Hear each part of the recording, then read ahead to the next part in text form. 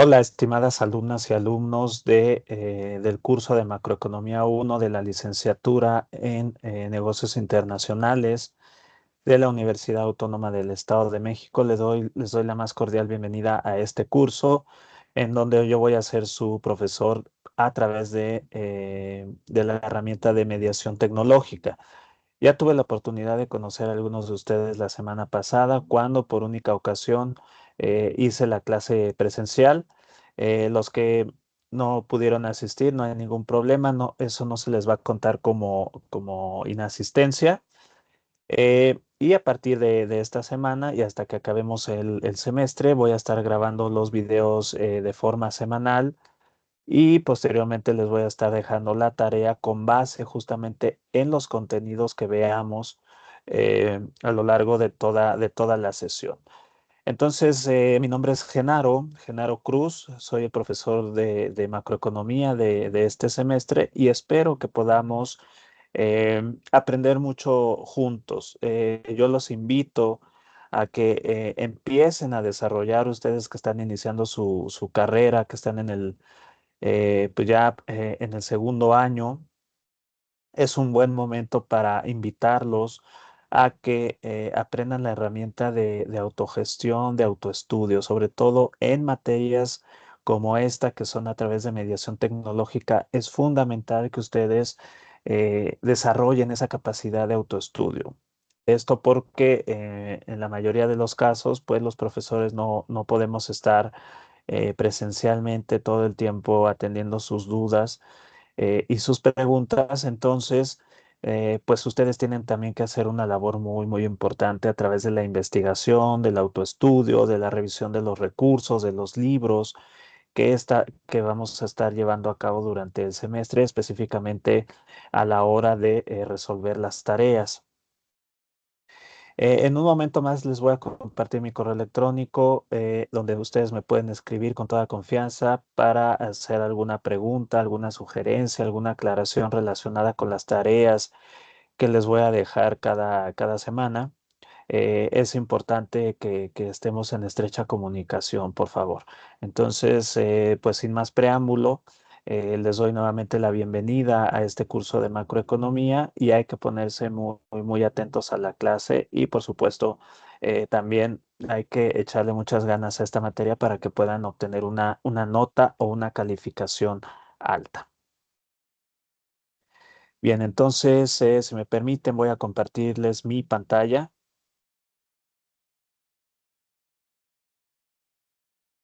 Y aquí ya se debería ver. Aquí ya se debería ver la pantalla. En dado caso que no, pues solamente se grabaría el audio, ¿no? Pero según yo aquí sí se puede ver. Muy bien. Muy bien, entonces al correo electrónico al que ustedes me pueden escribir se encuentra aquí abajo de la pantalla, es ggcruz@guamex.mx. Eh, por favor, cualquier situación que les ocurra durante el semestre, es importante que me escriban a esta dirección. O también me pueden escribir a mi dirección de correo electrónico personal a través también de la plataforma de Seduca. Si ustedes lo hacen a través de la plataforma de Seduca, me llega a los dos correos electrónicos, entonces también es una forma muy ágil y muy dinámica de ponerse en contacto rápidamente conmigo a través de la plataforma Seduca. Bien, entonces brevemente les explico cómo los voy a calificar. Eh, Como ustedes saben, tenemos dos exámenes parciales. Primer examen parcial, segundo examen parcial. La fecha de esos exámenes no la determinamos nosotros los profesores, sino que la determina control escolar y nos debemos apegar muy bien a la fecha ya establecida en el calendario. Em, Además, yo les voy a estar dejando les voy a grabar los videos semanales y les voy a estar dejando tareas también de forma semanal. Cada tarea tiene un valor que va de 0 a 10, de 0 a 10. Ajá, entonces, como yo voy a calificar este curso, es de la siguiente forma. Desde aquí, desde lo que veamos el día de hoy hasta el primer examen parcial, el primer examen parcial, les voy a dejar tareas cada semana. Vamos a suponer que les dejo 7, 8 tareas hasta el primer examen parcial. Entonces, la calificación que ustedes van a obtener de ese primer examen parcial va a ser el promedio simple de lo que saquen ustedes en sus tareas semanales. Por ejemplo, si yo les dejo 8 tareas antes del primer examen parcial, les dejo 8 tareas semanales y durante cada tarea semanal ustedes sacan 8 en todas las tareas, entonces el promedio simple es 8. Ese 8, ese promedio simple, que es la ponderación sencilla de las calificaciones de las tareas que les dejé, va a ser su calificación en el examen, en el primer examen parcial. Después de ahí voy a hacer un corte de caja, ¿ah? Y voy a dejar tareas con nuevas temáticas y eso va a ocurrir hasta que lleguemos a el segundo examen parcial.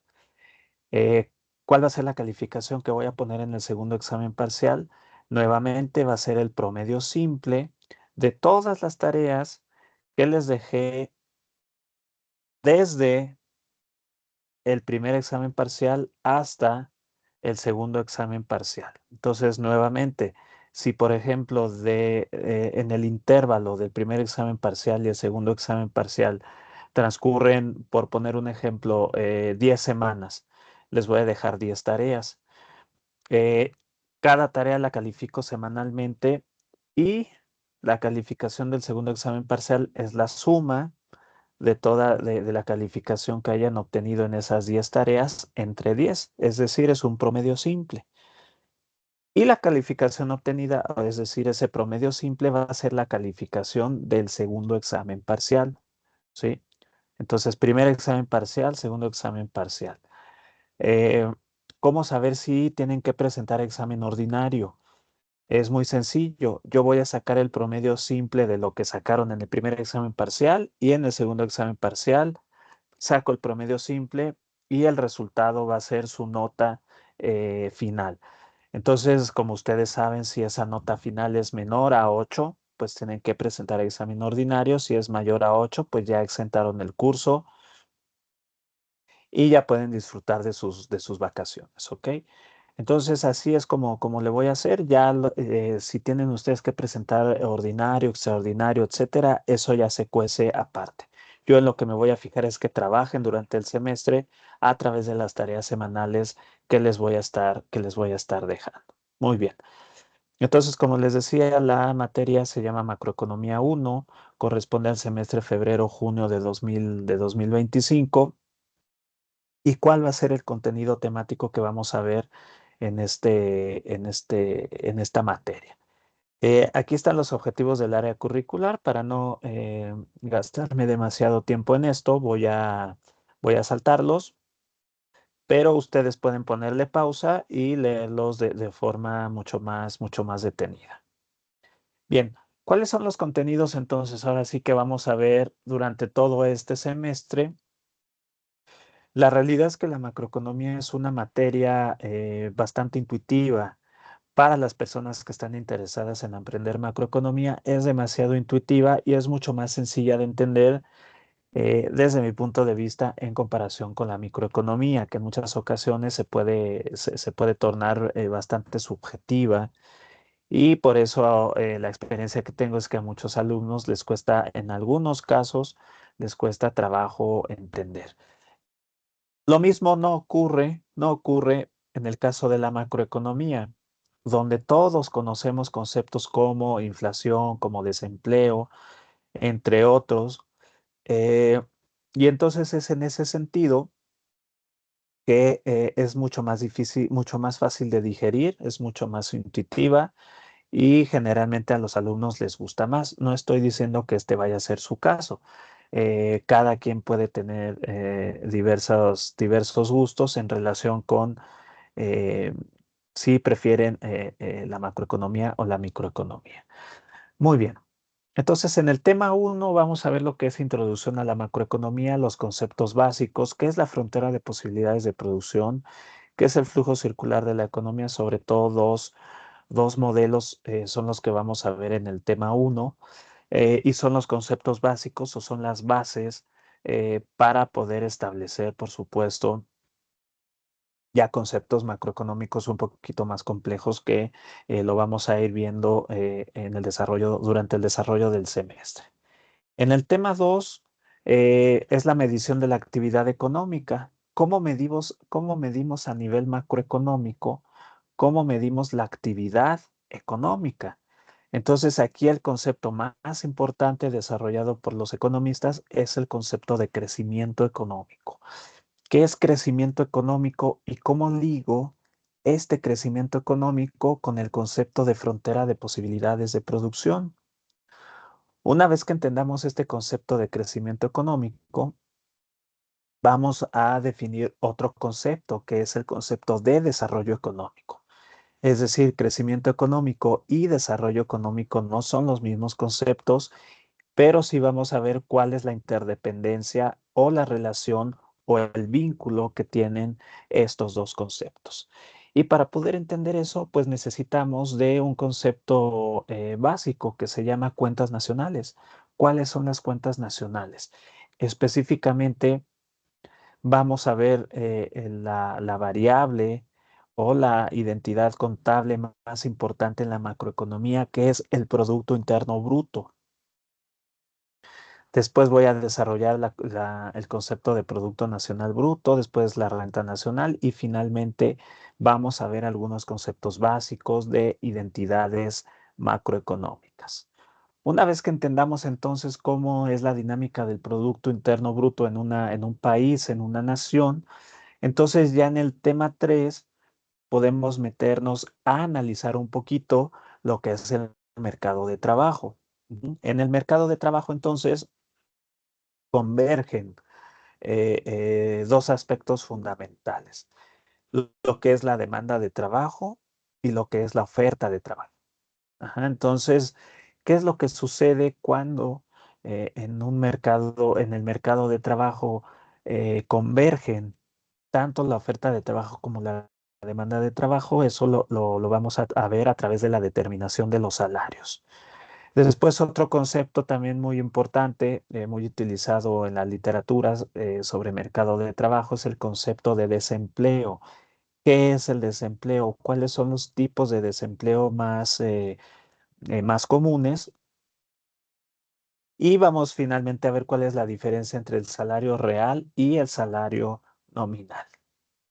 Eh, Este concepto de empleo y específicamente el de desempleo en la macroeconomía se relaciona muy estrechamente con el concepto de inflación. Y a lo mejor ustedes aquí se pueden preguntar, pueden decir, bueno, nunca se me había ocurrido que el desempleo, la variable desempleo, tuviera una relación con la inflación. Justamente en esta parte es donde les voy a mostrar cuál es la relación existente entre el mercado de dinero, que ahí es donde se genera la mayor parte de la inflación, el mercado de dinero y el mercado de trabajo. Entonces, después de que veamos cuáles son las funciones del dinero, pues hay que medir la inflación, hay que definirla, hay que explicar cuáles son los diversos tipos de inflación y finalmente vamos a ver un concepto empírico que se utiliza mucho en la práctica, que es el concepto de curva de Phillips, la curva de Phillips. ¿Qué nos dice la curva de Phillips? ¿Cuántas curvas de Phillips existen? ¿Por qué modelar la curva de Phillips es relevante para la economía? Todo eso lo vamos a ir viendo durante el semestre. En el tema 5, en realidad aquí tema 5 y tema 6 no hagan mucho caso porque este temario está un poquito desactualizado. Antes de que vean ustedes tipo de cambio y ciclos económicos que corresponde a una economía abierta, hay que ver un concepto fundamental y muy importante, y que está en el corazón de la macroeconomía y es el concepto de demanda agregada. ¿Qué es la demanda agregada? ¿Cómo la demanda agregada está relacionada con el Producto Interno Bruto, con el PIB potencial, con el PIB observado? ¿Cómo la demanda agregada está relacionada con la curva de Phillips? ¿Cómo la demanda agregada y la curva de Phillips están relacionadas con el mercado de dinero? Y cómo estos a su vez también están estrechamente vinculados con el concepto de salarios y de empleo. Aquí en el tema 4 realmente lo que vamos a ver son los modelos de gasto agregado, de demanda agregada y también ya al finalizar este tema 5 vamos a ver el concepto de oferta agregada. Muy bien. Entonces aquí en el tema en demanda agregada sería el tema 5. Y yo ahí tengo pensado terminar el curso, porque ese tema de demanda agregada es muy amplio y me va a llevar varias clases a explicar lo que es y cómo se determina su dinámica dentro de un sistema económico establecido. Teoría de los ciclos económicos, esto no lo vamos a ver en este curso porque ya son temas un poquito más avanzados. Entonces, una vez que analicemos el concepto de curva de Phillips, de mercado de trabajo, de demanda agregada, lo vamos a hacer en este curso para el caso de una economía cerrada. ¿Cuál es el concepto principal de economía cerrada? Bueno, el concepto principal de economía cerrada es que no tiene vínculos, no tiene lazos con el exterior. Supongamos el caso de México. ¿Qué pasaría si México fuera una economía completamente cerrada que no tuviera, por supuesto, relaciones con países externos o países, por supuesto, en el extranjero, sino que cerráramos nuestras fronteras y no existiera el comercio exterior? Es decir, todo lo que se produce dentro de un país es consumido por los mismos residentes de ese país en tanto que, por supuesto, ya en una economía abierta, pues ocurre completamente todo lo contrario. Entonces, en una economía cerrada, que es lo que vamos a ver en primera instancia en este curso, en una economía cerrada, no tiene caso que veamos variables como el tipo de cambio, ¿no? Que hace referencia a el precio de una moneda en términos de una moneda extranjera. Entonces, aquí quitamos el tema de tipo de cambio y también de ciclos económicos y hay que poner el tema de la demanda agregada. ¿Ok? Bien, entonces voy a continuar. eh, y esta es la bibliografía básica. Em, si no mal recuerdo, a excepción del libro de Samuelson y Nordhaus, eh, todos los demás libros los tengo en formato PDF. Entonces voy a hacer un drive eh, en el cual voy a subir todos estos libros en PDF. Por favor, les pido que en cuanto tengan oportunidad de meterse a ese enlace, se metan a ese drive y descarguen los libros, porque estos libros, dado que el almacenamiento en Google es limitado, no lo voy a dejar demasiado tiempo, quizá 2 semanas. 2 o 3 semanas voy a dejar arriba los libros, pero la idea es que ustedes inmediatamente los descarguen a su computadora para que de ahí puedan empezar a leer. Eh, Otra alternativa es que compren sus libros en físico, que no se pierda esa bonita costumbre de poder, de poder leer los libros en formato físico, ¿no? Entonces eso también es bastante importante. Eh, ¿Cuáles son los libros que yo recomiendo? Evidentemente todos los que están aquí, pero especialmente recomiendo el libro de Dornbusch, de Rüdiger Dornbusch, del año 2002, que se llama Macroeconomía. Es un libro intermedio de macroeconomía intermedia, pero bastante ágil, bastante fluido para su lectura. Un libro un poquito más básico quizá es el de Parkin y Loría. Este es del año 2010 y se llama Macroeconomía. Es una traducción, por supuesto, de un libro, del libro del profesor Parkin, que está en inglés. Entonces, también este libro es muy básico, es muy entendible. Si ustedes, todos estos libros, leen la parte que les corresponde de acuerdo al tema que estamos viendo, créanme que no van a tener ningún problema con las tareas que les voy a estar dejando durante el semestre. Bien, muy bien. Entonces ahí también, aquí les muestro un concepto básico fundamental, muy importante, que es el concepto básico de frontera de posibilidades de producción. Es el primer modelo que vamos a ver en este curso. Espero que me dé tiempo también para ver el siguiente, si no, pues les voy a pedir que lo revisen en el libro. Muy bien, aquí. Ok, entonces aquí frontera de posibilidades de producción, también conocido como FPP, eh, es un modelo económico muy sencillo que ilustra la producción de un país, la producción total de un país. Esa producción total tiene la característica de que solamente hace referencia a dos bienes o dos servicios que se producen o que se ofrecen en la economía.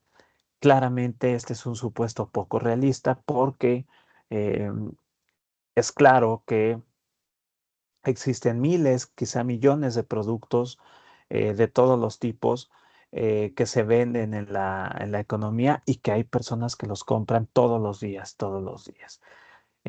Entonces, en ese sentido, como no podemos modelar todos los miles, quizá millones de productos o servicios que se producen en una economía, lo que hacemos los economistas es simplificar la realidad y ponerla en términos mucho más simples, mucho más digeribles, eh, sin perder el corazón o sin perder el alma de lo que se quiere transmitir con este tipo de modelos. Entonces, la frontera de posibilidades de producción hace referencia a la cantidad de bienes y servicios que se producen en una economía y sobre todo que está limitada por los recursos naturales y por la tecnología disponibles. En otras palabras, eh, en el mundo, en el mundo físico como en el que vivimos, es obvio y es lógico que todo es escaso. Todo es escaso en el sentido no de que haya una cantidad, una poca cantidad, sino que es escaso en el sentido que es limitado. Ajá. No hay recursos naturales infinitos, tampoco hay recursos naturales que se puedan utilizar de forma permanente. Todos los recursos que tenemos en algún momento van a desaparecer. Entonces es por esta razón que el modelo de frontera de posibilidades de producción es un esquema básico, muy sencillo, relacionado con la escasez de los factores de la producción. Dada esta escasez, ustedes pueden constatarlo día a día, si es que es el caso en sus domicilios. Cuando hay escasez de algo, ¿qué es lo que se tiene que hacer? Cuando hay escasez de algo, lo que hacemos es tratar de asignar esos recursos que son escasos de la mejor forma posible, de la manera más eficiente posible. ¿Cuál es esa manera eficiente posible? Eso lo vamos a ver más adelante. Pero aquí con la idea que yo quiero que se queden es con esta idea de que todos los recursos que hay en la economía, por supuesto, incluye la naturaleza y otros espacios, todos estos recursos son recursos limitados, son recursos escasos. Eh, entonces, la cantidad de bienes y servicios que producimos como país en una economía en un momento determinado depende, por supuesto, de los bienes y servicios disponibles en la economía. ¿Para qué tanto me alcanza? ¿Cuáles son los insumos? ¿Cuál es la materia prima de la que dispongo? Eh, Y además la producción de bienes y servicios no solamente está en función de los recursos naturales y de los recursos humanos, también está en función de la tecnología disponible. Veamos el caso de las sociedades humanas hace, pues, ¿qué les gusta? Hace 10.000 años, hace 20.000 años, ¿no? En la época de piedra, en la época de las cavernas. Aunque los recursos naturales estuvieran disponibles para las personas, sí, la realidad es que no podían explotar. Nuestros ancestros en las cavernas no podían explotar como ahora sí lo hacemos, no podían explotar esos recursos naturales, tanto el petróleo, el agua dulce, el agua salada, la agricultura, etcétera, etcétera. Entonces, más allá de los recursos naturales, el sistema productivo, la cantidad de bienes y servicios, depende también del tipo de tecnología disponible en un momento determinado en el tiempo. Sí, la tecnología que existía hace 10.000 o 20.000 años en la época de las cavernas era la que era y punto. No fue hasta siglos después, quizá milenios después, cuando la tecnología empezó poco a poco a desarrollarse, sobre todo a través de la invención de la rueda y de otros tipos de tecnologías. Entonces, dado que los recursos naturales y físicos son escasos en una economía, tengo que echar mano de la tecnología, de las herramientas tecnológicas más innovadoras para poder asignar esos recursos escasos de la mejor forma posible. Muy bien. Entonces, este modelo de frontera de posibilidades de producción tiene esta forma. Recuerden que estamos en el espacio plano, es decir, en segunda dimensión. Eh, y la función matemática que se puede ver aquí es una función matemática eh, cóncava, una función matemática cóncava decreciente. ¿Por qué es decreciente? Porque la pendiente que se mide entre el espacio de A y B, entre el espacio de B y C, entre el espacio de C y D, entre el espacio de D y E, todas estos cambios al pasar del punto A al punto B al punto C son cambios que sufre la variable que estamos analizando, y esta, por supuesto, es una disminución. Por eso tiene pendiente negativa y es decreciente. Si fuera positiva, entonces esta función cóncava tendría más o menos la forma que les estoy señalando aquí en la pantalla. Por su parte, eh, ya esta función matemática tiene tres puntos que en un momento les voy a explicar cómo funcionan y por qué es importante tenerlos en cuenta. Entonces, aquí en este modelo, supongamos el caso de México, el caso de nuestro país, solamente produce dos bienes en la economía. Produce pizzas, medida en millones, y produce bebidas de cola, ajá, refresco. Esta medida en millones de latas. Entonces, si nuestro país solamente produce dos bienes y servicios, pizzas y refrescos, ¿qué es lo que pasa con los otros bienes? Los estamos dejando constantes. Es lo que se conoce como el ceteris paribus, es decir, nos enfocamos en una o en dos variables, mientras todo lo demás lo dejamos constante. ¿Por qué lo hacemos así? Bueno, porque es muy difícil medir las interacciones diarias a cada segundo en el mundo que ocurren a través del intercambio de pizzas por bebidas de cola. Entonces, derivado de esa complicación, pues, ¿qué es lo que nos queda? Armar modelos mucho más sencillos de comprender, pero que no pierdan su esencia. Muy bien, aquí dentro de la frontera de posibilidades de producción, la pendiente, entonces, la pendiente, como ustedes saben calcular eh, la pendiente es negativa, como les había dicho, y tiene una interpretación económica muy interesante. Si yo paso del punto C al punto D, es decir, este triangulito que les estoy enseñando, ajá, esa es la pendiente en términos matemáticos. En términos económicos, me refleja lo que se conoce como el costo de oportunidad. es el costo de oportunidad. Y ustedes que ya llevaron micro uno y micro 2, pues ya saben lo que es el costo de oportunidad, ¿no? Es la tasa de sacrificio que yo tengo que hacer para poder aumentar, en este caso, mi producción de bebidas de cola. Entonces, si yo estoy en el punto C y me quiero trasladar al punto D, ¿qué es lo que estoy haciendo como país? Si tenía 2 millones y en el punto D ya tengo 3 millones, quiere decir que estoy aumentando mi producción de pizzas. No obstante, este aumento en la producción de pizzas es a costa de, ¿a costa de qué? A costa de sacrificar bebidas de cola. En otras palabras, tanto las pizzas como los refrescos de cola no se pueden producir todos al mismo tiempo hasta el infinito, ¿no? Esto es bastante claro. Entonces, yo como país tengo que elegir qué produzco. ¿Qué produzco más? ¿Produzco más pizzas? ¿Produzco más bebidas de cola? Porque eso no lo sé. ¿Cómo voy a saber yo entonces qué producir? A través justamente de hacernos algunas preguntas interesantes. Lo primero que quiero que quede claro es que la frontera de posibilidades de producción es un modelo que me representa la estructura productiva de un país. ¿A qué se dedica un país? A producir pizzas en este caso y también a producir refrescos de cola únicamente. ¿Sí? Bien. Entonces, como les había dicho, la frontera de posibilidades de producción tiene por lo menos 3 puntos, 3 características fundamentales, y son como se los muestro a continuación. Aquí en el área beige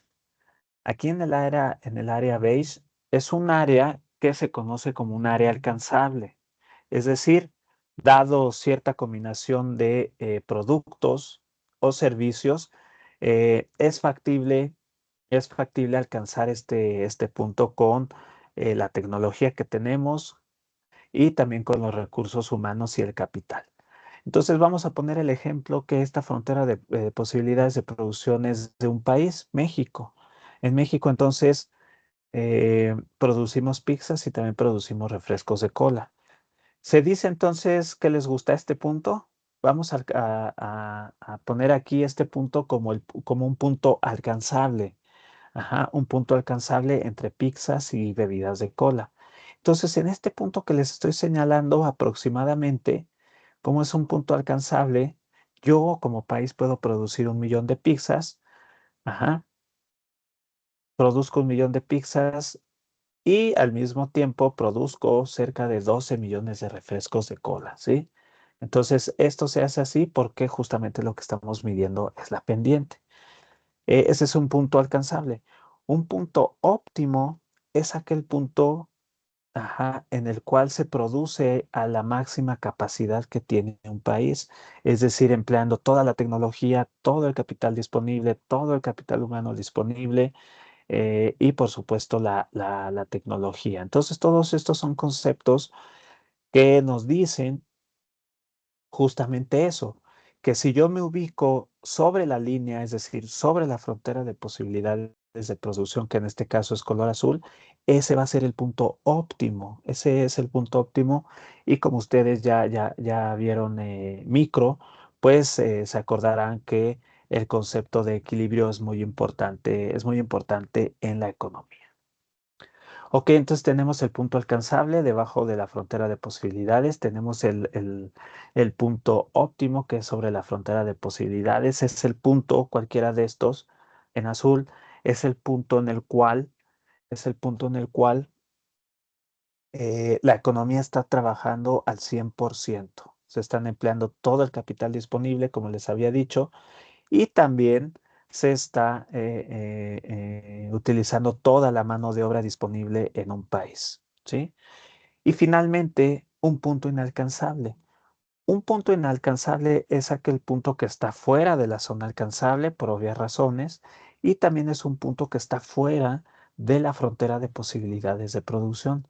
Entonces se dice que un punto es inalcanzable cuando a ti como país utilizando todos tus recursos humanos, todo tu capital, toda tu tecnología, no alcanzas a llegar a este punto que es inalcanzable.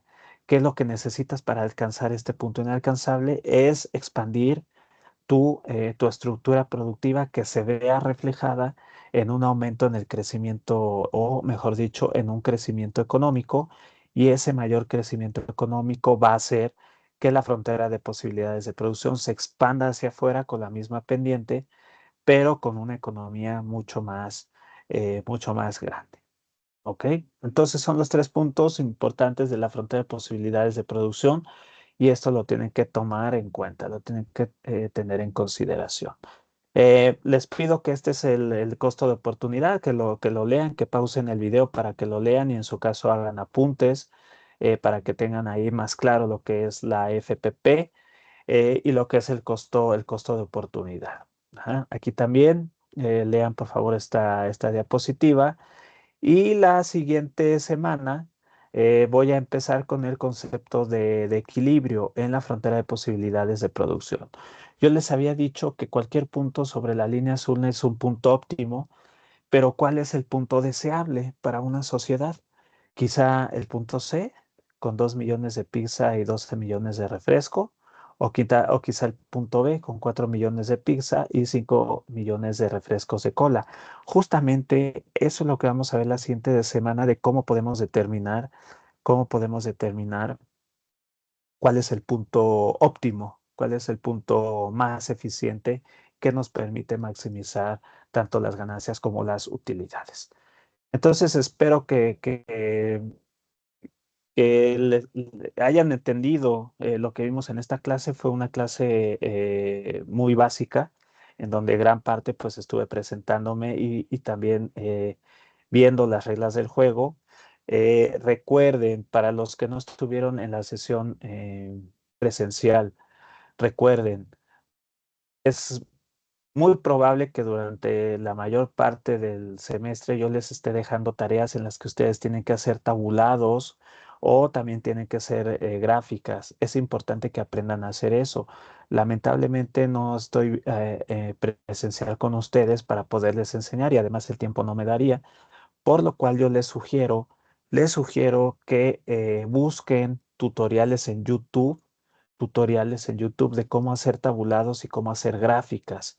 Sí, porque en las tareas yo suelo dejar esos ejercicios y he tenido alumnos que tienen bastante problema, pues sí, bastantes problemas con eso. Entonces, de una vez hay que desarrollar esa habilidad de hacer gráficas adecuadas en hoja de cálculo, de preferencia Excel, pero si no, pueden hacerlo en otro software, otra herramienta estadística. Vale, entonces espero que estén muy bien. Les envío un fuerte abrazo. Les voy a dejar la tarea para que la resuelvan esta semana y nos vemos hasta la siguiente semana. Chao.